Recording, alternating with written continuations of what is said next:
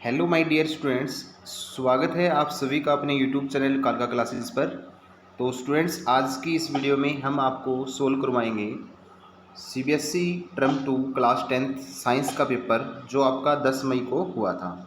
तो स्टूडेंट्स, अगर आप चैनल पे न्यू है तो चैनल को सब्सक्राइब ज़रूर करें।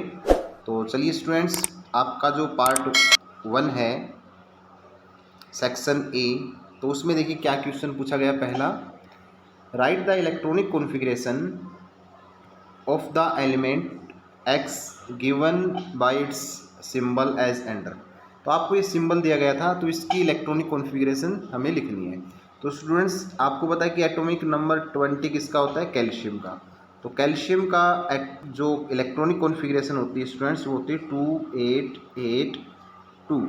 तो ये इलेक्ट्रॉनिक कॉन्फ़िगरेशन आपको इसमें लिखनी थी। उसके बाद में क्या पूछा गया स्टूडेंट्स? उसके बाद में पूछा गया है determine its position in the modern periodic table। तो इसको आपको क्या करना है, इसमें आपको इसकी पोजीशन भी डिटरमाइन करनी थी।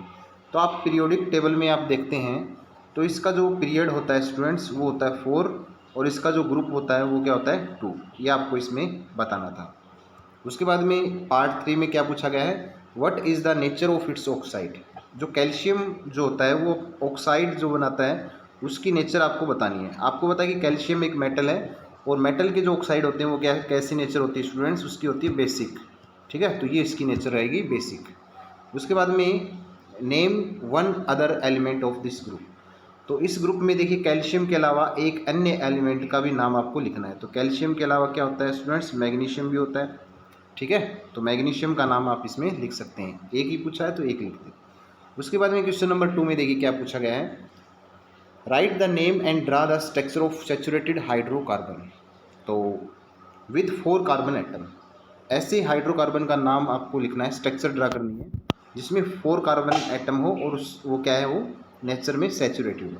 तो देखिए उसमें हम लिखेंगे 4 कार्बन वाला क्या बनेगा? ब्यूटेन बनेगा। ठीक है, ब्यूटेन ये बन जाएगा इस प्रकार से, ये ब्यूटेन बन जाएगा। यहाँ पे आप क्या लगा देंगे? हाइड्रोजन लगा करके इनकी प्रत्येक कार्बन की हम वैलेंसी को सेटिस्फाई करवा देते हैं। ठीक है, तो इस प्रकार से लिखा जाएगा। उसके बाद में क्या पूछा गया है, right the number of single covalent bond present in the compound. आपको कोवलेंट बॉन्ड बताने कितने, जो हमने ब्यूटेन बनाया ना उसमें कितने कोवलेंट बॉन्ड हैं।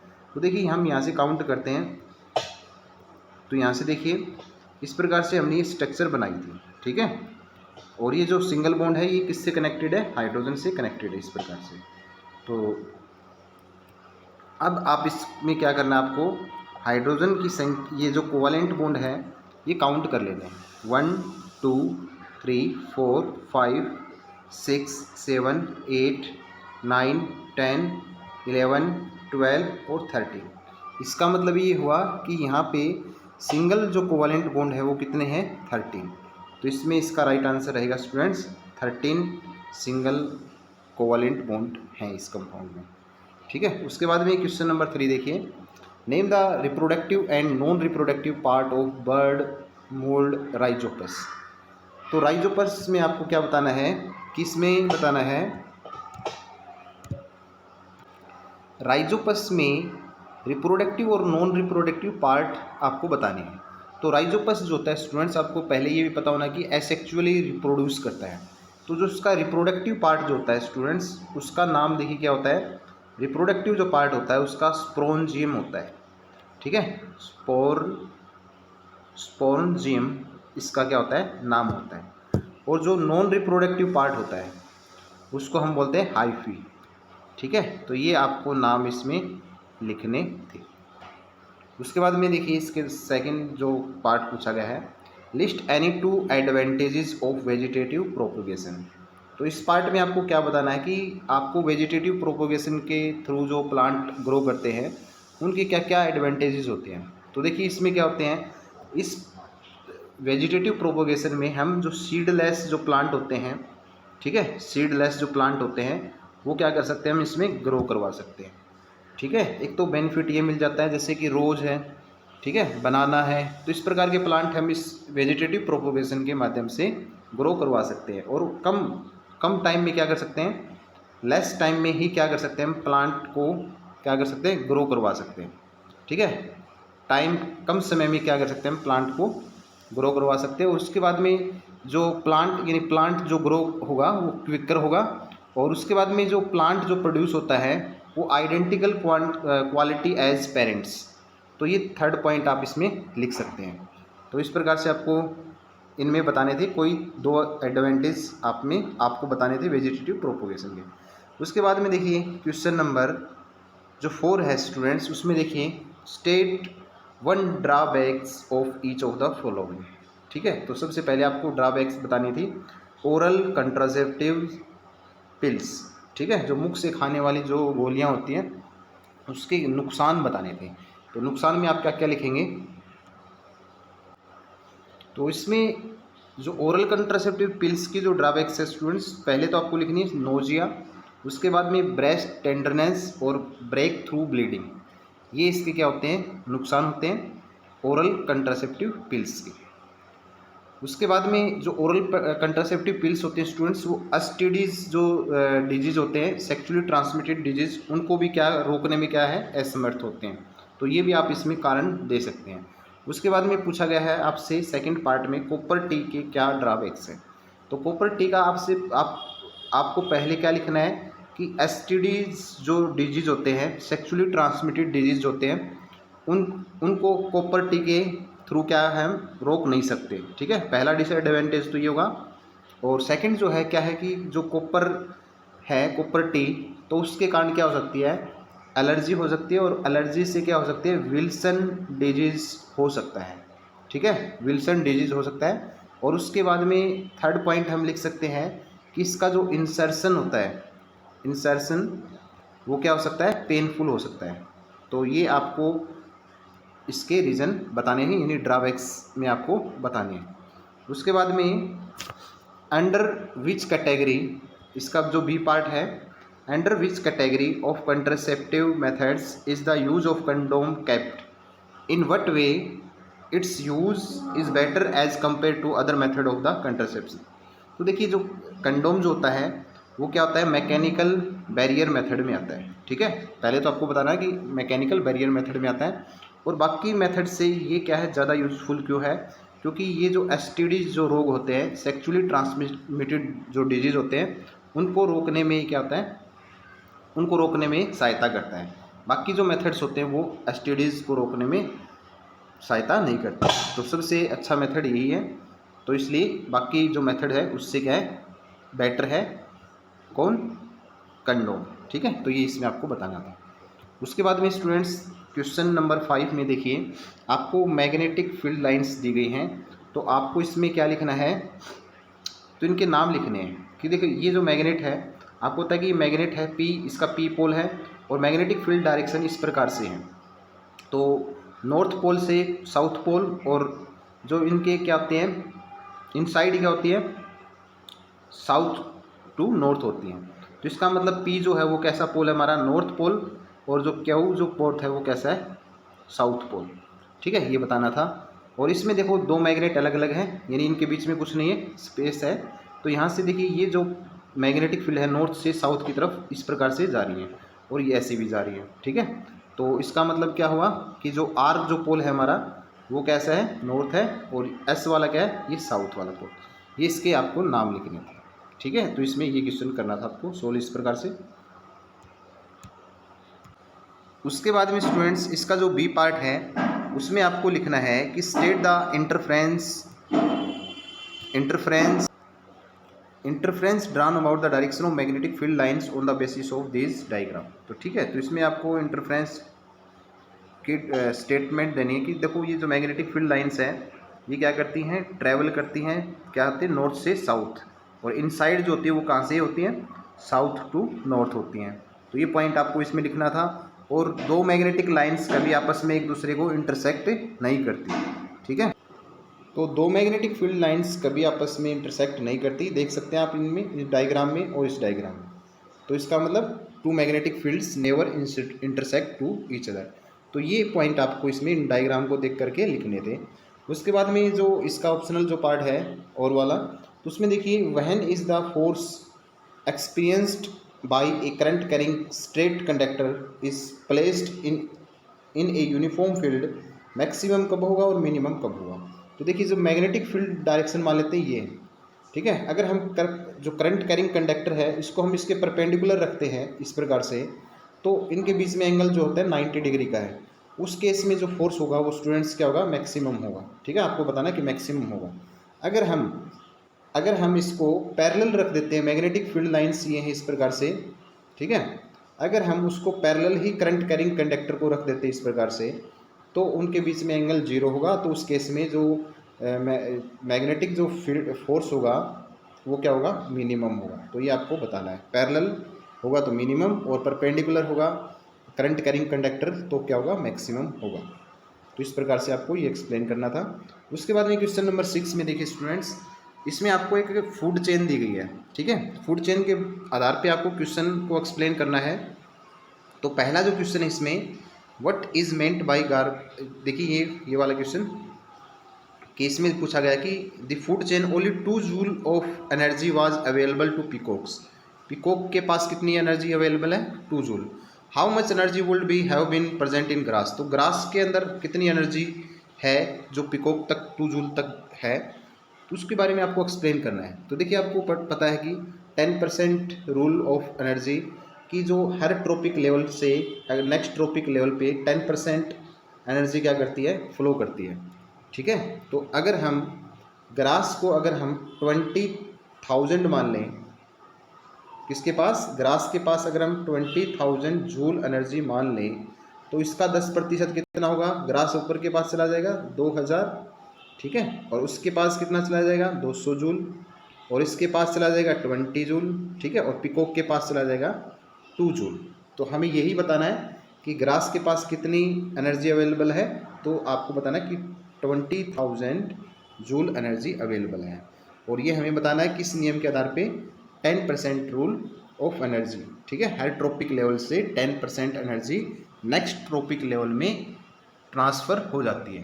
तो इस प्रकार से ग्रास के पास टोटल अवेलेबल एनर्जी जो होगी वो 20,000 जूल होगी। उसके बाद में क्वेश्चन इसका जो ऑप्शनल पार्ट है, what is meant by garbage, list 2 class into which garbage is classified. तो इस क्वेश्चन में स्टूडेंट्स आपको बताना है कि गार्बेज क्या होता है। गार्बेज आपको पता है स्टूडेंट्स, गार्बेज जो होता है क्या होता है, एक वेस्ट मटेरियल होता है, ठीक है। Waste material that is discarded by humans usually due to perceived lack of utility, ठीक है। ये इसमें आपको इसकी डेफिनेशन लिख देनी है। और 2 class into which garbage is classified. तो गार्बेज की 2 कैटेगरी हम डिवाइड कर सकते हैं स्टूडेंट्स, एक तो होता है बायोडिग्रेडेबल और एक होता है नॉन बायोडिग्रेडेबल, ठीक है। बायोडिग्रेडेबल तो वो होते हैं जो माइक्रो ऑर्गेनिज्म के द्वारा क्या कर दिया जाते हैं, डिकम्पोज कर दिया जाते हैं। जैसे कि आपका एनिमल वेस्ट होता है, और जो वेजिटेबल जो वेस्ट होता है वो किस में आता है, बायोडिग्रेडेबल में। और नॉन बायोडिग्रेडेबल में जैसे कि ग्लास है, ठीक है, प्लास्टिक्स है, तो ये सभी किस में आते हैं, नॉन बायोडिग्रेडेबल में आते हैं। तो ये एग्जाम्पल के थ्रू आपको समझाना था इसमें अच्छे से। उसके बाद में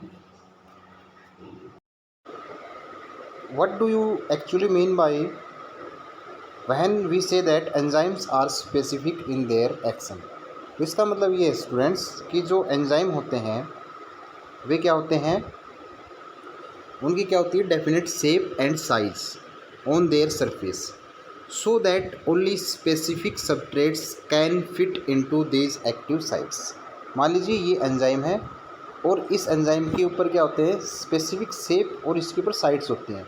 तो एक क्या है, एक्टिव साइट्स जो होते हैं सबस्ट्रेट्स की, वो ही क्या कर सकती है, इसके साथ कंबाइन कर सकता है। और ये क्या होते हैं, सबस्ट्रेट, ऐसी जो सबस्ट्रेट जो होते हैं वे सभी एंजाइम में क्या होते हैं, कोई ज़रूरी नहीं कि फिट इसके अंदर फिट आए। तो इस प्रकार से क्या बोल सकते हैं हम कि एंजाइम जो होते हैं वो क्या होते हैं, स्पेसिफिक इन देयर एक्शन। उसके बाद में क्वेश्चन नंबर 7 देखिए। क्वेश्चन नंबर 7 में क्या पूछा गया है, name the reproductive part of angiosperms, where these parts located, explain the structure of its male reproductive part. तो एंजियोस्पर्म जो फूल होते हैं उनके अंदर आपको उनके पार्ट्स बताने हैं, रिप्रोडक्टिव पार्ट। देखिए रिप्रोडक्टिव पार्ट में हम क्या करेंगे,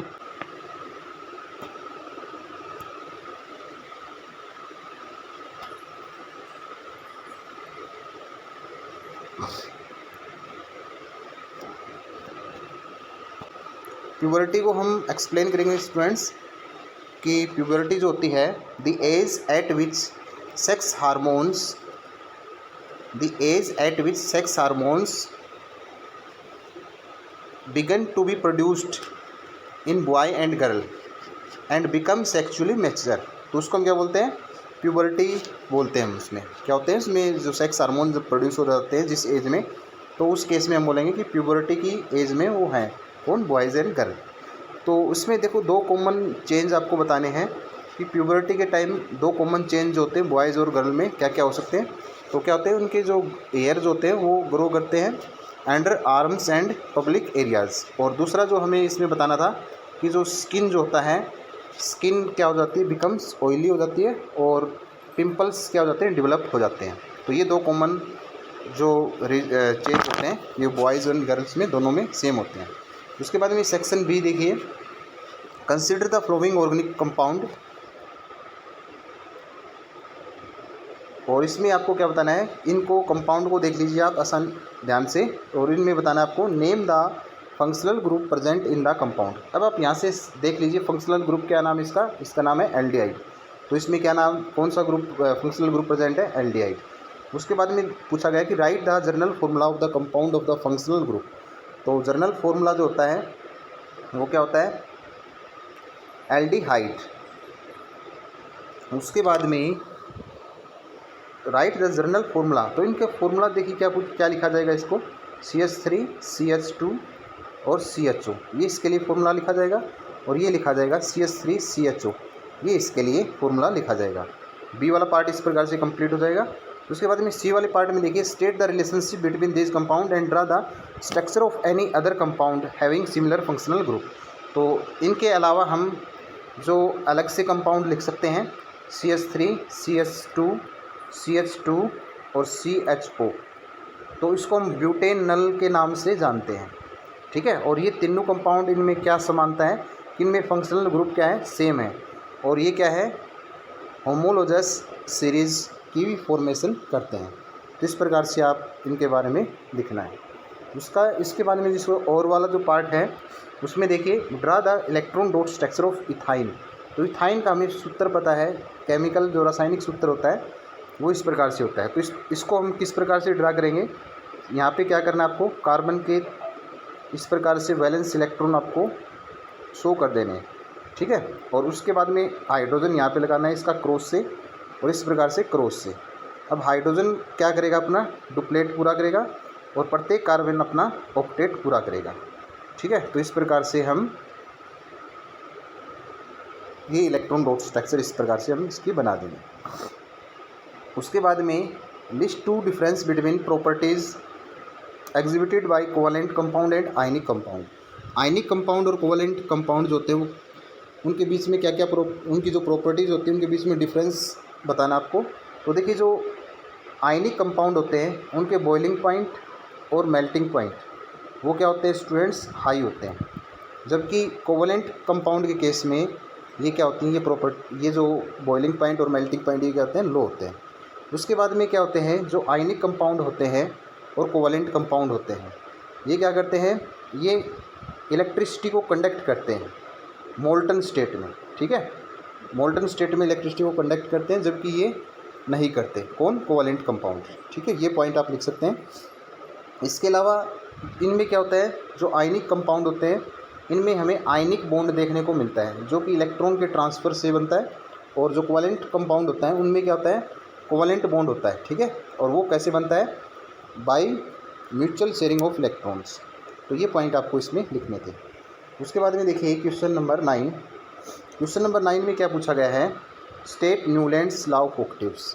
तो न्यूलैंड्स लॉ के अकॉर्डिंग क्या था कि every eighth element has similar properties when the element are arranged in the increasing order of their atomic mass. तो ये स्टेटमेंट आप इसको इस क्वेश्चन में आपको लिखनी थी। उसके बाद में जो बी वाला पार्ट है, with an example explain Dobereiner triads. तो डोबेराइनर ट्राइड्स क्या था, atomic mass of the middle element. जैसे हमने ट्राइड ले लिया डोबेराइनर पोटाशियम, ठीक है, एक ट्राइड में 3 एलिमेंट इसने अरेंज किए। तो इसके अकॉर्डिंग क्या था कि जो बीच वाला जो एलिमेंट था यानी सोडियम, तो वो उसका जो एटॉमिक मास था वो पहले और तीसरे वाले एलिमेंट के एटॉमिक मास के एवरेज का लगभग इक्वल उसका आता था, यानी किसके बराबर आएगा, वो सोडियम के बराबर आएगा। तो ये एग्जाम्पल के थ्रू आपको इसको क्या करना था, डिफाइन करना था। उसके बाद में सी वाले पार्ट में पूछा गया है list one limitation each of the attempts mentioned A and B.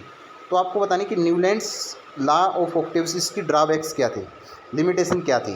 तो ऑक्टेव्स लॉ जो था वो कैल्शियम तक ही क्या करता था, अप्लाई होता था। उसके बाद के एलिमेंट्स के ऊपर न्यूलैंड्स लॉ ऑफ ऑक्टेव्स लागू नहीं होता था। और जो डोबेराइनर जो ट्रेड्स थे, डोबेराइनर ट्रेड्स की लिमिटेशन ये थी कि उस टाइम में डोबेराइनर्स के टाइम में अराउंड 53 एलिमेंट्स नोन थे, बट ये केवल क्या कर पाया, 3 ट्राइड्स ही बना पाया, बाकी एलिमेंट्स के ट्राइड्स नहीं बना पाया। तो ये इसकी क्या थी, लिमिटेशन थी। तो दोनों के आप लिमिटेशन लिख सकते हैं इस प्रकार से। उसके बाद में क्वेश्चन नंबर 10 में देखिए क्या पूछा गया है, what is the heating effect of electric current. तो heating effect of electric current को आप कैसे डिफाइन करेंगे, when a electric current passes through a conductor the conductor becomes hot after some time and produce heat, this is called heating effect. तो इसको हम क्या किस नाम से जानते थे, हीटिंग इफेक्ट के नाम से जानते हैं। ठीक है, तो ये आपको इसमें लिखना था। उसके बाद में right an expression for the amount of heat produce in A register when the electric current is passed through it, stating the meaning of symbol used. तो इसमें एक्सप्रेशन लिखना था, जो हीट प्रोड्यूस होती थी वो किसके बराबर होती थी, I²RT। ठीक है, I²RT। और यहाँ पे जो I जो था इसका मतलब था इलेक्ट्रिक करंट, ठीक है, और R का मतलब रेजिस्टेंस और T का मतलब टाइम। ये इनका मीनिंग आपको बताना था। उसके बाद में C वाले क्वेश्चन में क्या पूछा गया है, name 2 appliances based on the heating effect of electric current. 2 ऐसे उपकरण के नाम बताने आपको जो हीटिंग इफेक्ट के ऊपर काम करते हैं। तो आप लिख सकते हैं इसमें इलेक्ट्रिक हीटर, ठीक है, इलेक्ट्रिक हीटर और इलेक्ट्रिक फ्यूज। तो आपको 2 नाम बताने थे, तो ये आप लिख सकते हैं electric heater and electric fuse. उसके बाद में question number 11, what are chromosomes. ठीक है, what are chromosomes, explain the stability of DNA of species ensured in sexually reproducing species. तो जो क्रोमोसोम्स जो होते हैं स्टूडेंट्स, वो क्या होते हैं, ये थ्रेड लाइक स्ट्रक्चर होती है। ठीक है, थ्रेड लाइक स्ट्रक्चर जो होती है, जो किसकी बनी होती है, nucleic acid and protein found in the nucleus of the living cells. जितनी भी लिविंग सेल होती हैं उसमें एक धागे नुमा जैसी संरचना मिलती है, जो प्रोटीन और न्यूक्लिक एसिड की बनी होती है, और वो किसको कैरी करती है, जेनेटिक इन्फॉर्मेशन को। ठीक है, जेनेटिक इन्फॉर्मेशन को कैरी करती है in the form of genes. तो उसको हम क्या बोलते हैं, क्रोमोसोम्स बोलते हैं। Explain how the stability of DNA of the species is insure the sexually reproducing species. आपको बताना है कि डीएनए जो होता है सेक्सुअली रिप्रोड्यूसिंग ऑर्गेनिज्म में कैसे ट्रांसफ़र होता है। तो क्या होता है कि जो प्रोसेस होता है सेल डिवीज़न के अंदर, उसको मियोसिस के नाम से जानते हैं। तो उस केस में क्या होता है कि जो जर्म सेल होती है 2 इंडिविजुअल से, जर्म सेल जो होती हैं 2 इंडिविजुअल से, वो क्या करती है, कॉम्बाइन हो जाती हैं ड्यूरिंग सेक्सुअल रिप्रोडक्शन, और एक टू फॉर्म न्यू इंडिविजुअल। और इन 2 जर्म सेल से क्या बन जाती है, एक नई जर्म सेल यानी एक न्यू इंडिविजुअल बन जाती है, नई सेल बन जाती है। ठीक है, और ये सेल इससे क्या होते हैं, जो पेरेंट्स के डीएनए होते हैं वो क्या होते हैं इस सेल के अंदर, यानी जो ऑफस्प्रिंग होती है, जो संतान होती है, उसके अंदर क्या हो जाते हैं, जो डीएनए होते हैं वो क्या हो जाते हैं, ट्रांसफ़र हो जाते हैं। तो इस प्रकार से DNA content in new generation के अंदर ट्रांसफ़र हो जाते हैं।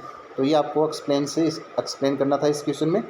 उसके बाद में क्वेश्चन नंबर जो 12 है, 12 में देखिए क्या पूछा गया है, we do not clean ponds lakes but aquarium needs to be clean regularly. तो इस क्वेश्चन में आपको बताना था कि जो पॉन्ड्स लेक्स होते हैं वो क्या है, वो नेचुरल इकोसिस्टम होते हैं। ठीक है, और जो एक्वेरियम होता है वो क्या होता है, आर्टिफिशियल इकोसिस्टम में आता है। तो जो पॉन्ड्स और लेक्स होते हैं उसमें जो नेचुरल इकोसिस्टम होने के कारण से इसमें क्या होते हैं, डिकम्पोजर्स होते हैं। ठीक है, डिकम्पोजर्स किस में होते हैं, पॉन्ड्स एंड लेक में, जबकि एक्वेरियम में डिकम्पोजर्स नहीं होते। और आपको पता है कि डिकम्पोजर्स जो होते हैं वो क्या करते हैं, क्लीनिंग एजेंट का काम करते हैं। इसलिए हमें इनको क्या करना, क्लीन करने की ज़रूरत नहीं है, क्योंकि डिकम्पोज कर देते हैं। जो भी इसमें कोई गंदगी आती है तो वो क्या कर देते हैं, उनको कंज्यूम कर जाते हैं। जबकि एक्वेरियम के अंदर ये डिकम्पोजर्स नहीं पाए जाते हैं, तो इसलिए हमें उनको क्या करना पड़ता है, क्लीन करना पड़ता है। तो ये इसका आपको राइट आंसर लिखना था। उसके बाद में इसका बी पार्ट देखिए, why is ozone layer getting depleted at the higher level of the atmosphere, mention one harmful effect caused by its depletion. तो देखिए जो क्लोरोफ्लोरोकार्बन है, क्लोरोफ्लोरोकार्बन जो है वो इसके कारण से क्या हो रही है, ओजोन लेयर डिप्लीट हो रही है। और इस क्लोरोफ्लोरोकार्बन के कारण ओजोन लेयर डिप्लीट होने के कारण से इसके कारण क्या होता है कि जो यूवी रेडिएशंस जो होती है ये क्या हो रही है, बढ़ रही है। और इनके बढ़ने से क्या होती है, क्योंकि यूवी रेडिएशंस को अब्जॉर्ब कौन करती है, ओजोन लेयर।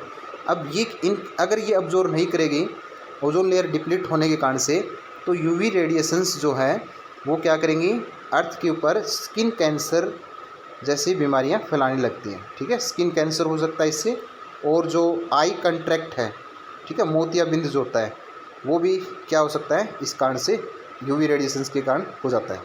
उसके बाद में क्वेश्चन नंबर 13 का पहला पार्ट देखिए, इसमें पूछा गया है list the factor on which the resistance of a uniform cylindrical conductor of A given material depends.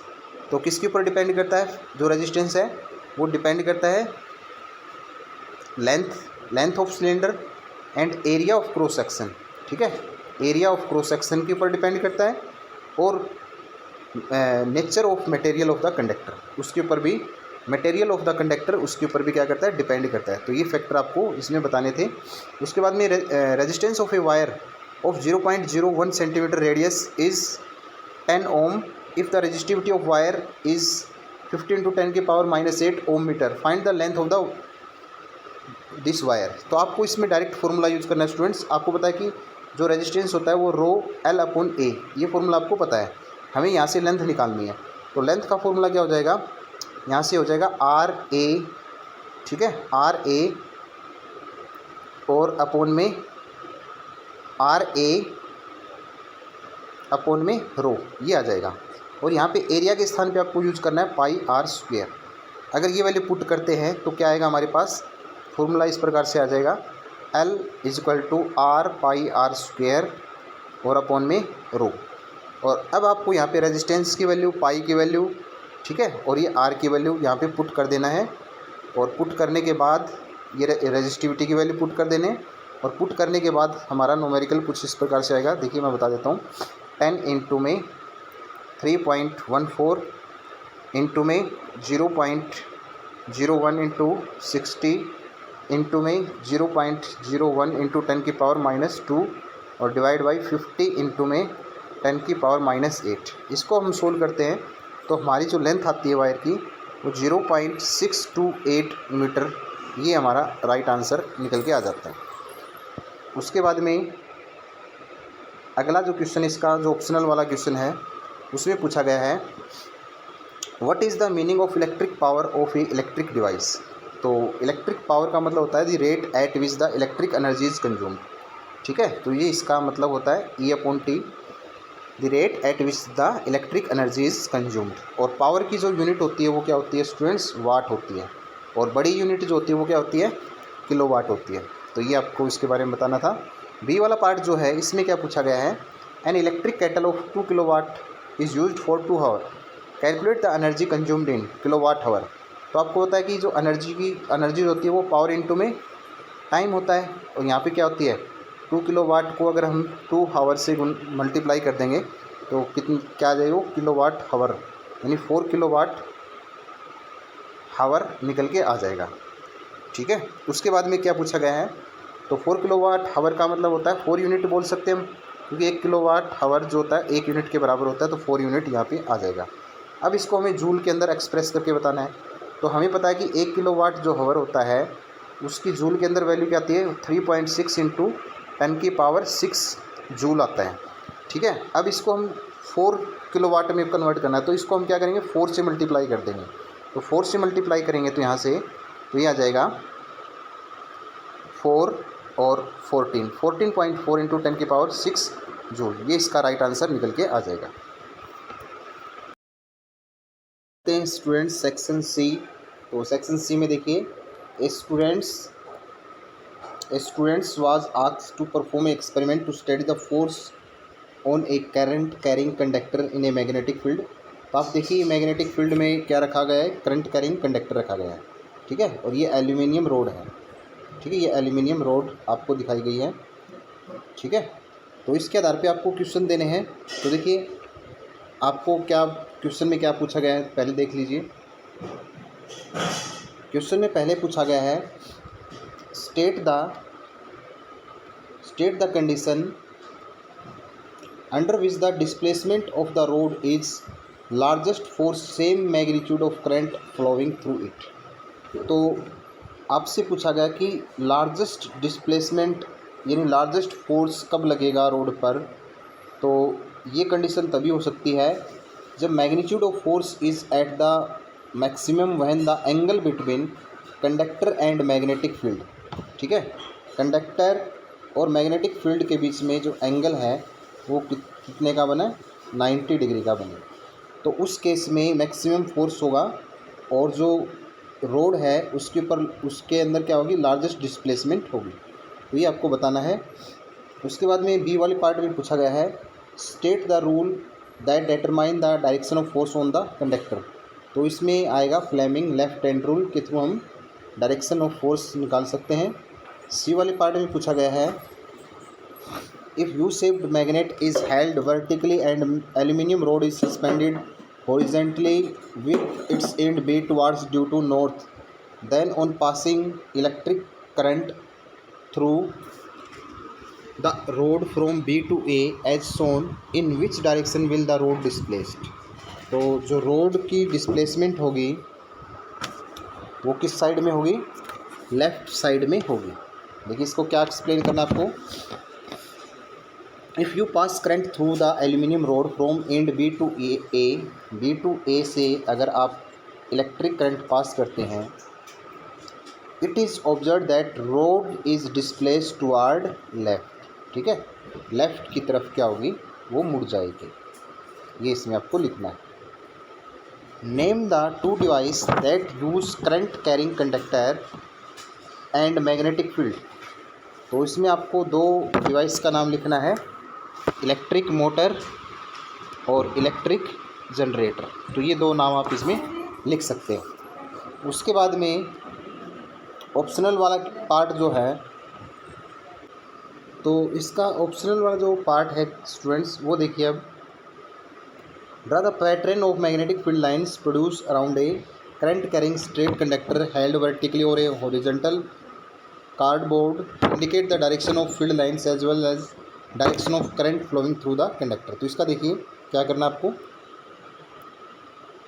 तो इसमें आपको इस प्रकार से मैग्नेटिक फील्ड लाइंस कार्डबोर्ड के ऊपर से इस प्रकार से शो करनी है, ठीक है, ये डायग्राम आपको इसमें बनाना था। चलिए अब नेक्स्ट क्वेश्चन पे चलते हैं। उसके बाद में मेंडल वाला क्वेश्चन आता है, Mendel blended the knowledge of science and mathematics to keep the count of individual exhibiting the particular trait in each generation. तो देखिए यहाँ पे हम डायरेक्ट क्वेश्चन पे चलते हैं। तो यहाँ पे पूछा गया है, what do the F one progeny of tall plants with round seed and short plant with wrinkle seed look like. तो आपसे क्या पूछा गया है, प्रोजेनी के बारे में पूछा गया है। तो इसमें क्या होगा कि प्रोजेनी के बारे में पूछा गया है, तो क्या होगा, टाल प्लांट्स विद राउंड सीड। तो देखो टाल प्लांट जो राउंड सीड वाले होंगे उसको हम क्या लिखेंगे, इस प्रकार से TTRR, ठीक है, और जो short plant with wrinkled seed उसको हम लिखेंगे TTRR। और जो प्रोजेनी जो होगी वो क्या होगी इन दोनों की, वो होगी TTRR। तो ये क्या होगी, बिल्कुल सिमिलर होगी एज एलिल फॉर टाल प्लांट एंड राउंड सीड, क्योंकि ये डोमिनेंट है तो इसकी प्रोजेनी जो होंगे इसकी तरह से सिमिलर जो गुण है इसकी तरह रखेंगे, ठीक है, इसमें आपको ये बताना था। तो सिमिलर टाल प्लांट और राउंड सीड की तरह ही इसकी प्रोजेनी होगी। What are the recessive traits. Recessive trait क्या होते हैं, a trait that is expressed only genotype, ठीक है, जो प्रभावी नहीं होते और वो वे क्या होते हैं, ओनली जीनोटाइप इज होमोजाइगस, ठीक है। जैसे इस टाइप की जो होते हैं ना जीन, उसमें ये क्या करते हैं, एक्सप्रेस होते हैं। ये क्या है, होमोजाइगस। हेट्रोजाइगस में जैसे आर, तो इसमें ये वाला डोमिनेंट है, तो इस केस में ये आर जो है ये रिसेसिव है, ठीक है। लेकिन ये अपने आप को डोमिनेंट कब करता है, जब हमारा कोई ट्रेट हो तो उसमें कोई क्या है, जीनोटाइप इज क्या हो, होमोजाइगस। जैसे इस प्रकार के टी, तो इनमें ये क्या करते हैं, अपने आप को एक्सप्रेस करते हैं। तो इसकी डेफिनेशन देखिए, ए trait that is expressed only genotype is homozygous. तो ये इसमें आपको लिखना था। अगले क्वेश्चन में पूछा गया है, mention the type of the new combination of plant obtained in F2 progeny along with the ratio if F1 progeny was allowed to self pollinate। तो F1 प्रोजेनी देखिए, F1 प्रोजेनी जब सेल्फ पोलिनेट किया जाता है तो क्या हमें मिलता है, देखो ये इस प्रकार से ट्रेट करवाया हमने R और टी, ठीक है। एक बार देखिए, दोबारा से लिखता हूँ मैं, टी आर और स्मॉल टी और आर, तो इनसे हमें क्या मिला, टी और आर, ठीक है। इनको हमने सेल्फ पोलिनेट करवाया। सेल्फ पोलिनेट करवाने के बाद हमें क्या मिला, हमें जो प्रोजेनी मिली, तो वो प्रोजेनी देखिए उसमें जो रेशियो मिला हमें, वो मिला 9:3:1, ये हमें मिला। इसमें से 9 जो रेशियो में थे वो टाल राउंड प्लांट थे, 3 रेशियो में टाल रिंकल्ड प्लांट, और 3 में क्या है, शॉर्ट राउंड प्लांट, और 1 में शॉर्ट रिंकल्ड प्लांट हमें देखने को मिले। ये रेशियो हमें इसमें लिखना है।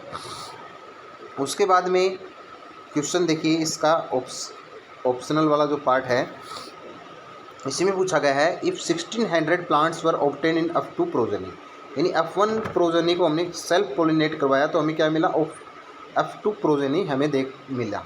तो इसमें हमें 1600 प्लांट्स हमें मिले। Right the number of plant टाल विद राउंड सीड, तो टाल और राउंड सीड वाले जो प्लांट मिले वो हमें 9 रेशियो में मिले थे।